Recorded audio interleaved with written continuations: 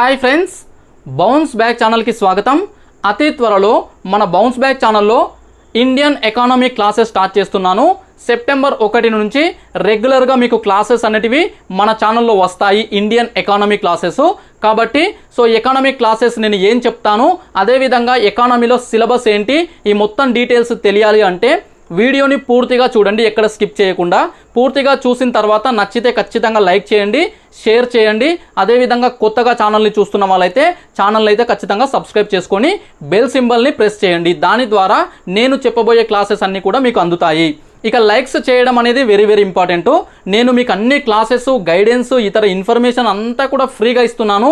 గంటల తరబడి నేను కష్టపడి మీకు క్లాసెస్ చెప్తున్నాను. మీ నుంచి ఎలాంటి ఒక రూపాయి కూడా ఆశించకుండా ఫ్రీ సర్వీస్ చేస్తున్నాను. మీరు సింపుల్గా ఒక లైక్ కొట్టడమే. అది కూడా చాలామందికి ఓపిక లేకనో, లేకపోతే ఎందుకు కొడదాంలే అని చెప్పేసి ఈ ఫీలింగ్తోనో ఎందుకో లైక్ చేయట్లేదు. సో ఫ్రెండ్స్, జస్ట్ నాకు బూస్టింగ్ మీరు ఇవ్వాల్సింది కేవలం ఈ లైక్స్ చేయడము, ఇతరులకు షేర్ చేయడము. ఇవి చేయడం ద్వారానే నాకు ఎంకరేజ్మెంట్ అనేది దొరుకుతుంది. ఇక ఛానల్లో వచ్చే ఈ క్లాసెస్కి సంబంధించి డీటెయిల్స్ చూద్దాము. అది డిస్కస్ చేసే ముందు అసలు నేను ఎవరు, నాకు సంబంధించి చాలామందికి తెలియదు. ఎందుకంటే ఈ మధ్యలో వచ్చినటువంటి సబ్స్క్రైబర్లు కావచ్చు, ఈ వీడియో కొత్తగా చూస్తున్న వాళ్ళు కావచ్చు. సో నేను ఎకానమీ క్లాసెస్ చెప్తా అంటే అసలు నన్ను నమ్మొచ్చా నమ్మకూడదా అని చెప్పేసి కూడా మీకు డౌట్ ఉంటుంది. సో నా ఇంట్రొడక్షన్ అయితే ఇస్తాను. చాలామందికి తెలుసు, తెలియని వాళ్ళకు కూడా తెలుస్తుంది. సో ఫ్రెండ్స్, నా పేరు మహేష్. నేను ఇప్పుడు ఒక గ్రూప్ 4 క్యాడర్లో నేను ప్రభుత్వ ఉద్యోగిని. సో ఫ్రెండ్స్, నేను 6 గవర్నమెంట్ జాబ్స్, 6 ప్రభుత్వ ఉద్యోగాలు అయితే సాధించడం జరిగింది. ఇక 10 నుంచి 12 ఉద్యోగాలు అయితే 1, 2, 3 మార్కులతో కూడా కోల్పోవడం జరిగింది. ప్రజెంట్గా అయితే నేను గవర్నమెంట్ ఎంప్లాయీగా పనిచేస్తున్నాను. సో నేను గ్రూప్ 2 ఎగ్జామ్లో ఈ ఎకానమీకి సంబంధించి టీఎస్పీఎస్సీ నిర్వహించిన group 2 paper, group 2 exam 2016 2016 group 2 ఎగ్జామ్లో 150కి గాను 130 మార్కులు అవుట్ ఆఫ్ 150, 130 మార్క్స్ అయితే స్కోర్ చేశాను. సో అందులో నేను సొంతంగానే అంటే కోచింగ్ తీసుకోకుండానే ప్రిపేర్ అయ్యాను. సో నాకు కూడా చాలా ఇబ్బంది అనిపించింది ఎకానమీ. అయినప్పటికీ కూడా ప్రతి కాన్సెప్ట్ని కూడా రకరకాల సోర్సెస్ ద్వారా వెతుక్కొని మరి నేను నేర్చుకున్నాను. అలాంటి ఇబ్బంది మీకు కలగొద్దు, అంత టైం కూడా లేదు కాబట్టి నేను మీకు క్లాసెస్ అయితే ఇస్తాను. సో ఫ్రెండ్స్, ఇది కూడా నేను వితౌట్ కోచింగ్ తీసుకున్నా, అంటే నేర్చుకున్నా, ఈ మార్కులు సాధించిన. అయితే మీరు కోచింగ్ చాలామందికి కావాలి, కోచింగ్ లేకపోతే సాధించలేము అనే ఫీలింగ్లో ఉంటారు కాబట్టి అలాంటి వాళ్ళ కోసము నేను క్లాసెస్ అయితే చెప్తున్నా. మీరు ఆల్రెడీ ఏదైనా ఇన్స్టిట్యూట్లో క్లాసెస్ వింటున్నా, ఆల్రెడీ విని ఉన్నా, సో మీరు క్లాసెస్ ఇవి చూడాల్సిన అవసరం లేదు. చూడాలనుకుంటే చూడండి, వద్దని చెప్పను, కానీ ఖచ్చితంగా చూడండి అని మాత్రం చెప్పను. ఇక కోచింగ్ లేదే అని చెప్పేసి ఎవరైతే వెనకబడిపోతున్నారో, కోచింగ్ తీసుకుంటేనే ప్రభుత్వ ఉద్యోగం వస్తుంది అని చెప్పేసి ఎవరైతే భావిస్తున్నారో అలాంటి వాళ్లకు ముఖ్యంగా ఎకానమీ అనేది నేర్చుకోవడం చాలా కష్టంగా ఉంది. ఆ టర్మినాలజీ కావచ్చు, ఆ డేటా కావచ్చు, ఆ కాన్సెప్ట్ కావచ్చు, ఏది కూడా మాకు అర్థం కావట్లేదు అనుకుంటున్నారో మీరైతే ఖచ్చితంగా ఈ సర్వీస్ని అయితే ఫ్రీగానే ఉపయోగించుకోండి. జస్ట్ క్లాసెస్ చూస్తే సరిపోతుంది. ఇక ఇండియన్ ఎకానమీకి సంబంధించి ఇది ఎవరికి యూజ్ అవుతుంది అంటే గ్రూప్ 1లో ప్రిలిమినరీ ఎగ్జామినేషన్. గ్రూప్ 1లో అక్టోబర్ 16న జరిగే ప్రిలిమ్స్ కావచ్చు, లేదంటే తర్వాత జరగబోయే మెయిన్స్లో డైరెక్ట్గా కాకపోయినా ఈ కాన్సెప్ట్స్ నుంచి మీకు కొంత హెల్ప్ అయ్యే అవకాశం ఉంటుంది. నెక్స్ట్ వచ్చేసి గ్రూప్ 2కి బాగా యూజ్ అవుతుంది, గ్రూప్ 3కి కూడా ఎక్కువగా యూజ్ అవుతుంది. గ్రూప్ 4లో వెయిటేజ్ కాస్త తక్కువనే ఉన్నప్పటికీ ఖచ్చితంగా మీరు అక్కడ కూడా స్కోర్ చేసి ఒక 4-5 మార్కులు, 10 మార్కులు మీరు ఎక్కువ అంటే ఇతర అభ్యర్థులతో ఎక్కువ సాధించే అవకాశం ఉంటుంది. ఇక ఎస్ఐ కావచ్చు, కానిస్టేబుల్ కావచ్చు, ఇతర అన్ని పోటీ పరీక్షలలో కూడా కామన్గా ఉన్నటువంటి సబ్జెక్టే ఈ ఇండియన్ ఎకానమీ. ఓకే, ఇండియన్ ఎకానమీలో కాన్సెప్ట్స్ తెలిస్తే, ఇండియన్ ఎకానమీ పైన గ్రిప్ వస్తే తెలంగాణ ఎకానమీ ఈజీగా అర్థమవుతుంది. ఎందుకంటే అక్కడ జీడిపి తెలిస్తే ఇక్కడ జిఎస్డిపి సేమ్ ఉంటుంది, అక్కడ ఎన్డిపి తెలిస్తే ఇక్కడ ఎన్ఎస్డిపి సేమ్ ఉంటుంది. సో కాన్సెప్ట్స్ అన్ని సేమ్ ఇక్కడ ఉంటాయి, జస్ట్ డేటా కొంత చేంజ్ అవుతుంది. కాబట్టి తెలంగాణ ఎకానమీ కూడా ఈజీగా అర్థమయ్యే ఛాన్స్ ఉంటుంది. కాబట్టి ఖచ్చితంగా ఇది బాగా ఉపయోగపడే కంటెంటు. ఇక మీరు చాలామంది నేను పోల్ పెట్టినప్పుడు కూడా నెక్స్ట్ ఏ సబ్జెక్ట్ చెప్పాలి అంటే కూడా చాలామంది ఎకానమీ చెప్పండి, అర్థం కావట్లేదు ఆ సబ్జెక్టు, ఎవరు కూడా మాకు ఫ్రీ కంటెంట్ కానీ క్లియర్ కంటెంట్ కానీ ఇవ్వలేదని అడిగారు. కొంతమంది ఏం చేశారంటే కంటెంట్ ఇచ్చేటప్పుడు మీరు వెయిటేజ్ చూసుకోండి, సో ఎక్కువ వెయిటేజ్ మార్కులు ఉన్న సబ్జెక్ట్ చెప్పండి అని కూడా అడిగారు. సో నెక్స్ట్ ఎకానమీ తర్వాత నెక్స్ట్ చెప్పబోయే క్లాసెస్ అన్నీ కూడా గ్రూప్ 4 కేటగిరీలో గ్రూప్ 4 ఎగ్జామ్కి పనికొచ్చే విధంగా అందులో ఎక్కువ స్కోర్ వచ్చే సబ్జెక్ట్స్ వైజ్గా చెప్తాను. బట్ ఎకానమీ ఒకటి ఎగ్జామ్షన్, ఎందుకంటే కాన్సెప్ట్ బేస్డ్ సబ్జెక్ట్ కాబట్టి సో ముందుగా చెప్తున్నాను, అర్థం చేసుకోగలరు అందరూ. ఇక సిలబస్ చూసినట్లయితే నేను గ్రూప్ 2 సిలబస్ని ప్రామాణికంగా తీసుకున్నాను. అదేవిధంగా గ్రూప్ 1లో కూడా కొన్ని టాపిక్స్ తీసుకున్నాను. ఇక గ్రూప్ 4 కావచ్చు, ఇతర ఎగ్జామ్స్లో just Indian economy and social development అని చెప్పేసి ఇచ్చారు. కానీ సబ్ టాపిక్స్ అంటే ఇండియన్ ఎకానమీ కింద ఏం చదవాలి, ఏ టాపిక్స్ అని చెప్పేసి క్లియర్గా మెన్షన్ చేయలేదు. గ్రూప్ 2, గ్రూప్ 3లో మెన్షన్ చేశారు, గ్రూప్ 1లో కూడా ఉంది. సో వాటి ఆధారంగా నేను మన బౌన్స్ బ్యాక్ ఛానల్ సిలబస్ అంటే మన బౌన్స్ బ్యాక్ ఛానల్లో క్లాసెస్ చెప్పబోయే సిలబస్ని అయితే ఇండియన్ ఎకానమీకి తయారు చేశాను. అందులో మొదటిది వచ్చేసి గ్రోత్ అండ్ డెవలప్మెంట్. అన్ని ఎగ్జామ్స్లో ఈ కాన్సెప్ట్స్ నుంచి అడుగుతారు. గ్రోత్ అంటే ఏంటి, డెవలప్మెంట్ అంటే ఏంటి, వృద్ధి అంటే ఏంటి, అభివృద్ధి అంటే ఏంటి. వృద్ధి అభివృద్ధి రెండు ఒకటే రకంగా కనిపిస్తున్నాయి కదా, రెండిటి మీనింగ్ ఒకే రకంగా అనిపిస్తుంది కదా, రెండు కూడా పర్యాయ పదాలుగా వాడొచ్చు కదా. సో మరి డిఫరెన్స్ ఉందా అంటే ఎస్, ఖచ్చితంగా డిఫరెన్స్ ఉంది. ఆ డిఫరెన్స్ ఏంటో మనం డిస్కస్ చేస్తాము. వాటి మధ్య పోలికలు కావచ్చు, వాటి మధ్య తేడాలు కావచ్చు, అవన్నీ కూడా మనము ఈ గ్రోత్ అండ్ డెవలప్మెంట్లో నేర్చుకుంటాము. ఇక గ్రోత్ గురించి, డెవలప్మెంట్ గురించి రకరకాల వ్యక్తులు అంటే ఆర్థికవేత్తలు రకరకాల డెఫినేషన్స్ ఇచ్చారు. అవి కూడా చూద్దాము, ఎవరెవరు ఏం చెప్పారు అని చెప్పేసి అవి కూడా ఎగ్జామ్స్లో అడుగుతారు. నెక్స్ట్ వచ్చేసి మెజర్స్ ఆఫ్ ఎకనామిక్ గ్రోత్ అని చెప్పేసి అంటాము. అంటే గ్రోత్ అంటే తెలుసుకున్నాక, డెవలప్మెంట్ అంటే తెలుసుకున్నాక అసలు ఈ వృద్ధి అనే దాన్ని ఏ విధంగా కొలవాలి, దాన్ని మెజర్ చేయడానికి ఇప్పుడు ఒక ద్రవ పదార్థాన్ని లీటర్లలో, ఓకే, ఒక ఘన పదార్థాలని కేజీలలో, లేదంటే రకరకాలుగా మనం వాటిని కొలుస్తాం కదా, ప్రమాణాలు ఉంటాయి కదా, వాటికి ఈ కొలిచే విధానం ఉంది కదా. మరి ఈ వృద్ధిని ఎలా కొలవాలి, ఈ వృద్ధిని ఏ విధంగా మనం మెజర్మెంట్ చేస్తాము అనే దానిపైన మెజర్స్ ఆఫ్ ఎకనామిక్ గ్రోత్ అని చెప్పేసి ఉంటుంది. అందులోనే మనకు ఇక్కడ జీడిపి అని చెప్పేసి, గ్రాస్ డొమెస్టిక్ ప్రొడక్ట్ అని చెప్పేసి, ఎన్డిపి నేషనల్ డొమెస్టిక్ ప్రొడక్ట్ అని చెప్పేసి, okay, GNP gross, NNP national net national product అని చెప్పేసి, అదేవిధంగా పర్ క్యాపిటా ఇన్కమ్ అని చెప్పేసి, ఇలా రకరకాల కాన్సెప్ట్స్ మనకు అందులో కనిపిస్తాయి. వాటి మధ్యలో చిన్న తేడాలు ఉంటాయన్నమాట. ఆ చిన్న తేడాలు తెలియకపోతే జీడిపి ఏంటో తెలియదు, ఎన్డిపి ఏంటో తెలియదు, ఓకే. సో జిఎన్పి ఏంటో తెలియదు, ఎన్ఎన్పి ఏంటో తెలియదు. సో ఈ విధంగా మనము కన్ఫ్యూజ్ అయ్యే ఛాన్స్ ఉంటుంది. కాబట్టి అవన్నీ కూడా క్లియర్గా డిస్కస్ చేసే ప్రయత్నం అయితే చేద్దాము. నెక్స్ట్ పావర్టీ, పేదరికం. సో ఫ్రెండ్స్, పేదరికం అనేది చాలా డేంజరస్ థింగ్. పేదరికం వల్లనే నేను చాలా సమస్యలు ఎదుర్కొన్నాను, పేదరికం వల్లనే అలాంటి సమస్యలు ఎదుర్కొన్నాను. కాబట్టి ఈరోజు పేద ప్రజలకు ఈ ఫ్రీ సర్వీస్ చేయాలనే దృఢ సంకల్పంతోనే చేస్తున్నాను. సో ఇలా ఫ్రీ సర్వీస్ ఇవ్వాలి అని అంటే సబ్జెక్ట్ ఒక్కటి ఉంటే సరిపోదు, దృఢమైన నిర్ణయం, దృఢ సంకల్పం ఉంటేనే ఇవి స్టార్ట్ చేయడం కానీ, స్టార్ట్ చేసిన తర్వాత కొనసాగించడం కానీ చేయడం జరుగుతుంది.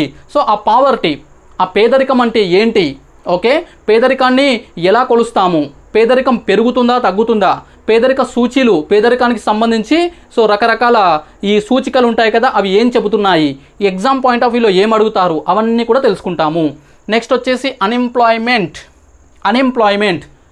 మనమందరం కూడా ఇప్పుడు ఎదుర్కొంటున్న ప్రధాన సమస్య అన్ఎంప్లాయ్మెంట్, నిరుద్యోగం వల్లనే చాలామంది ఎన్నో రకాలుగా నష్టపోతున్నారు. సో ఇప్పటికీ ప్రిపేర్ అయ్యే వాళ్ళలో ఉద్యోగం ఉండి ప్రిపేర్ అయ్యే వాళ్ళు కొంతమందిని పక్కన పెడితే 90%, 80% మెంబర్స్ నిరుద్యోగులే ఈ కాంపిటేటివ్ ఎగ్జామ్స్కి ప్రిపేర్ అవుతున్నారు.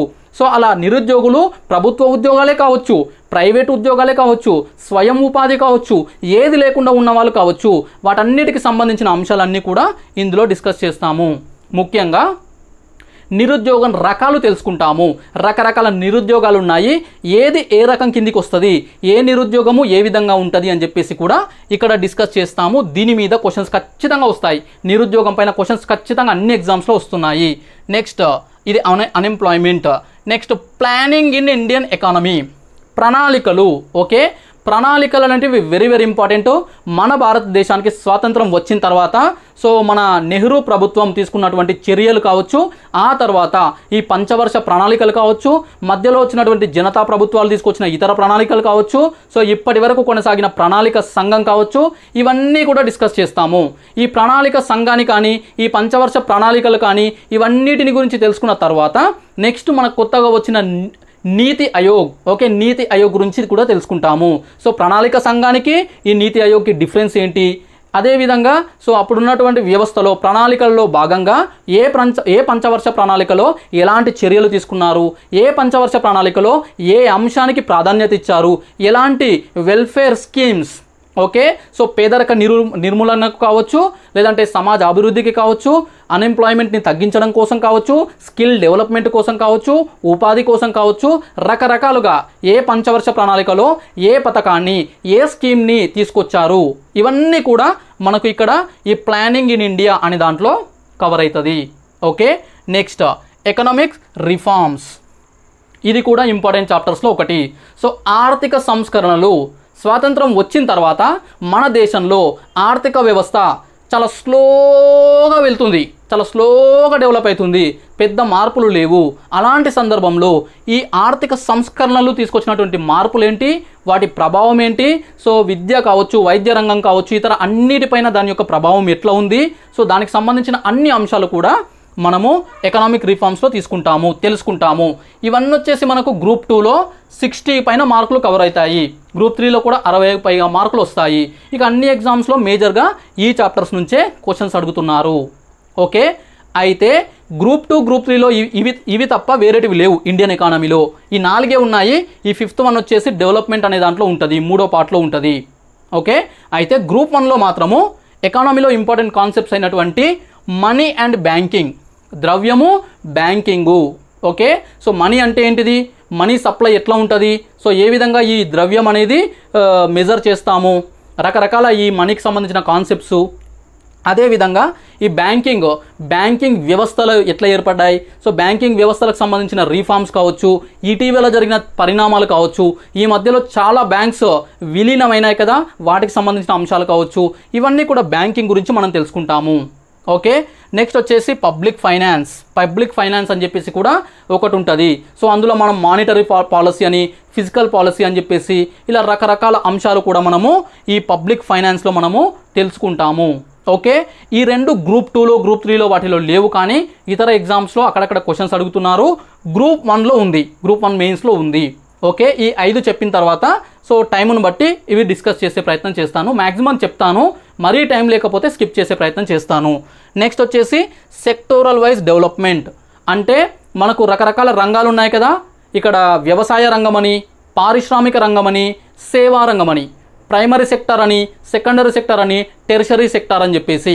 ఓకే, సో ఈ రంగాల వారిగా అసలు ఏ సెక్టార్లో ఏ అంశాలు ఉంటాయి, వాటికి సంబంధించి డెవలప్మెంట్ ఎట్లా ఉంది, ఏది మన దేశంలో ఎక్కువ జీడిపిని కంట్రిబ్యూట్ చేస్తుంది, సో దేని నుంచి మనకు తక్కువ జీడిపి వస్తుంది, ఏ దానిపైన ఎక్కువ ఆధారపడి ఉన్నారు, ఎందులో ఎక్కువ ఉపాధి ఉంది, అదేవిధంగా వాటికి సంబంధించిన ఇతర అంత డేటా కావచ్చు, ఇతర అంశాలన్నీ కూడా ఈ సెక్టారల్ వైజ్ డెవలప్మెంట్ అంటే వ్యవసాయ రంగము, పారిశ్రామిక రంగము, సేవా రంగము అనే అంశాల్లో మనం చూస్తాము. This is about this content, అంటే ఈ టాపిక్స్ ఇదంతా కూడా మన సిలబస్లో చెప్తాను. సో టోటల్గా 1 2 3 4 5 6 7 8 ఉన్నాయి. ఓకే, సో ఒక్కొక్కటి 4 నుంచి 5 క్లాసెస్ అయ్యే ఛాన్స్ ఉంది, కాబట్టి 30 to 40 క్లాసెస్ అయితే చెప్తాను. అన్నీ కూడా బోర్డు మీదనే చెప్తాను, ఎందుకంటే ఎకానమీ ఎక్స్ప్లెయిన్ చేయాలంటే స్క్రీన్ మీద సో పాలిటీలాగా స్క్రీన్ క్లాసెస్ చెప్తే ఎఫెక్టివ్గా ఉండవు, కాబట్టి సేమ్ ఇప్పుడు చెప్తున్నటువంటి క్లాస్ లాగానే బోర్డు మీద రాస్తూ ఎక్స్ప్లెయిన్ చేసే ప్రయత్నం చేస్తాను. ఇక నోట్స్ అనేది మీరు క్లాస్ వింటూ తయారు చేసుకోండి, ఎందుకంటే నోట్స్ ఇవ్వాలి క్లాసెస్ చెప్పాలంటే పాసిబుల్ కాకపోవచ్చు. నోట్స్ మీరు వీడియో చూస్తూ తయారు చేసుకునే ప్రయత్నం చేయండి. ఓకే, ఇక పాసిబుల్ అయితే అది కూడా ఇచ్చే ప్రయత్నం చేస్తాను, బట్ అంత టైం ఉండకపోవచ్చు అనుకుంటున్నాను. నెక్స్ట్ మరి ఇదంతా ఓకే, ఇవన్నీ క్లాసెస్ చెప్తాం, మాకు యూజ్ అవుతాయా, సో ఏ ఎగ్జామ్లో ఎన్ని మార్కులు వస్తాయి అని చెప్పేసి చాలామందికి డౌట్ ఉంటుంది. సో ఫ్రెండ్స్, ఇక్కడ గ్రూప్ 1 ప్రిలిమ్స్ వచ్చే వరకు 10 నుంచి 15 క్వశ్చన్లు వచ్చే అవకాశం ఉంది, 10 to 15 questions. Next group 2 very important. Group 2లో మనకు ఎక్కువ వెయిటేజ్ ఉంటుంది, ఒక పేపరే సపరేట్గా ఎకానమీ మీద ఉంది, అందులో Indian economy, Telangana economy and issues of development అని చెప్పేసి అడిగారు. సో అందులో మనకు ఇక్కడ నేను చెప్పే క్లాసెస్ వచ్చేసి 60 నుంచి 70 మార్కులు, 60 to 70 మార్క్స్ పక్కా వస్తాయి. నెక్స్ట్ గ్రూప్ 3లో కూడా 60 నుంచి 70 మార్కులు ఈ క్లాసెస్ నుంచి కవర్ అవుతాయి. నెక్స్ట్ వచ్చేసి గ్రూప్ 4, చాలామంది మన బౌన్స్ బ్యాక్ ఛానల్ని గ్రూప్ 4 కోసం ఫాలో అవుతున్నారు, కాబట్టి మీకు కూడా అందరికీ ఉపయోగపడేది ఈ ఎకానమీ 8 to 10 క్వశ్చన్స్ అయితే రావడం జరుగుతుంది. 8 నుంచి 10 క్వశ్చన్స్ పక్కా వస్తాయి. ఏదైనా రేర్ సిచ్యువేషన్లో 5-6 క్వశ్చన్స్ దగ్గర కూడా పరిమితం చేయొచ్చు, బట్ 8 to 10 క్వశ్చన్స్ అయితే ఖచ్చితంగా వచ్చే అవకాశం ఉంది.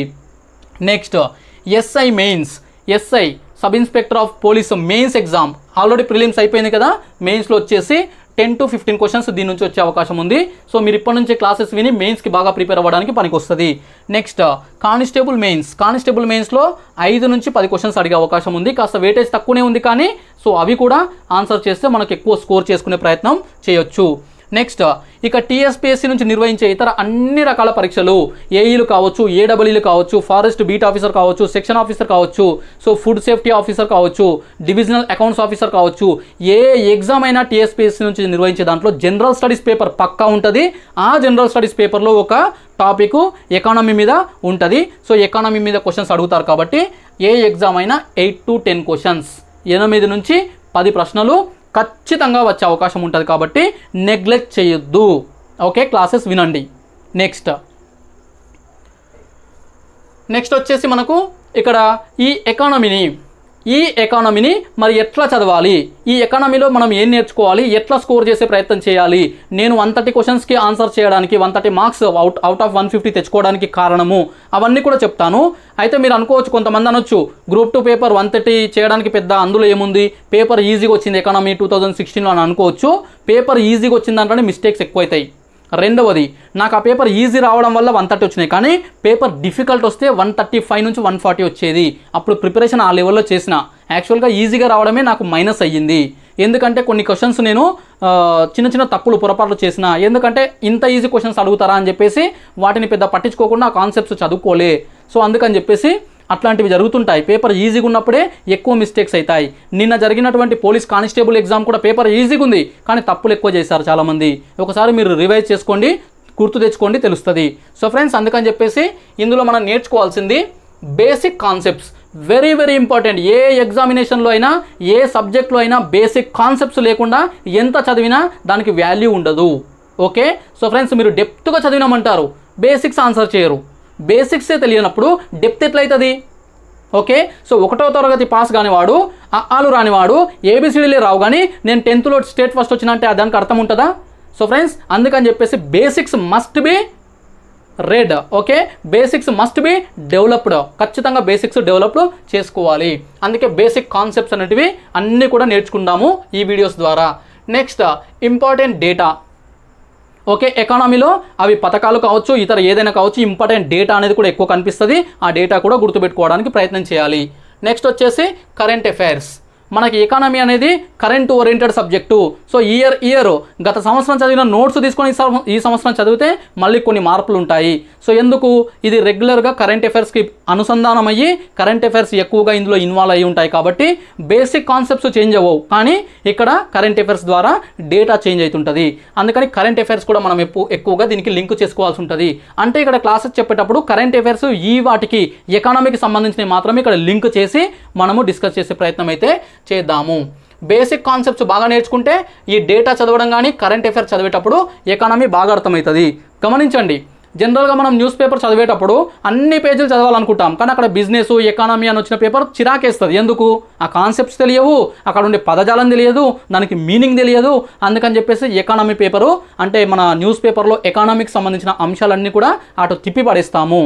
చిరాకుగా ఆ పేపర్ అలా తిప్పేసి అక్కడ సినిమా వార్తలు, క్రికెట్, లేకపోతే ఇతర క్రైము ఏదో ఒకటి చదువుతాము. ఎందుకంటే వాటి గురించి ఇంట్రెస్ట్ బాగుంటుంది. సో ఎకానమీ ఎందుకు ఇంట్రెస్ట్ ఉండదు? బేసిక్స్ తెలియవు. బేసిక్సే తెలియంది ఇంట్రెస్ట్ వస్తుందా? రాదు. సో అందుకని చెప్పేసి బేసిక్స్ బాగా ఫోకస్ చేయండి. నేను ఇంత స్ట్రెస్ చేస్తున్నానంటే దానికి అంత ఇంపార్టెన్స్ ఉంది. నెక్స్ట్ ఇక లాస్ట్ వన్. వీటి తర్వాత తెలంగాణ ఎకానమీ చెప్పరా సార్ అని అంటే టైం చూద్దాం. గ్రూప్ 4 ఎగ్జామ్ అయిపోయిన తర్వాత, లేదంటే గ్రూప్ 4 కంటే ముందు టైం దొరికితే తెలంగాణ ఎకానమీ కూడా చెప్తాను.